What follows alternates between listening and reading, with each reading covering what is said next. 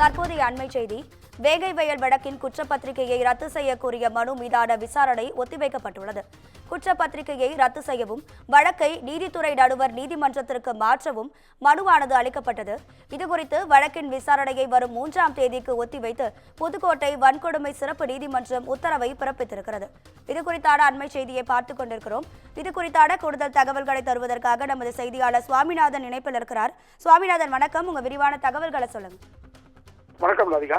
வேங்கை வயல் வழக்கில் சிபிசிஐடி போலீசார் மற்றும் விடுதலை சிறுத்தைகள் கட்சி சார்பில் தொடரப்பட்ட வழக்கு மீதான தீர்ப்பு வரும் 3ஆம் தேதிக்கு ஒத்திவைக்கப்பட்டுள்ளது. அதாவது விசாரணை 3ஆம் தேதிக்கு ஒத்திவைக்கப்பட்டுள்ளது. அன்றைய தினமே இந்த வழக்கு மீதான தீர்ப்பு வழங்கப்படும் என்று நீதிபதி கருத்து தெரிவித்துள்ளார்.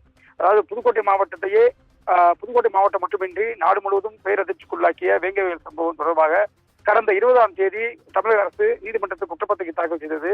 இதனைத் தொடர்ந்து அந்த தாக்கல் செய்யப்பட்ட குற்றப்பத்திரிகையில் வேங்கை வயல் கிராமத்தைச் சேர்ந்த முரளிராஜா மற்றும் சுதர்சன், முத்துகிருஷ்ணன் ஆகியோர் அவர்கள் மீது குற்றச்சாட்டு வைக்கப்பட்டது. இந்த குற்றச்சாட்டை எதிர்த்து விடுதலை சிறுத்தைகள் கட்சி உள்ளிட்ட பல்வேறு தரப்பினர் இதற்கு எதிர்ப்பு தெரிவித்து கருத்துக்களை வெளியிட்டனர்.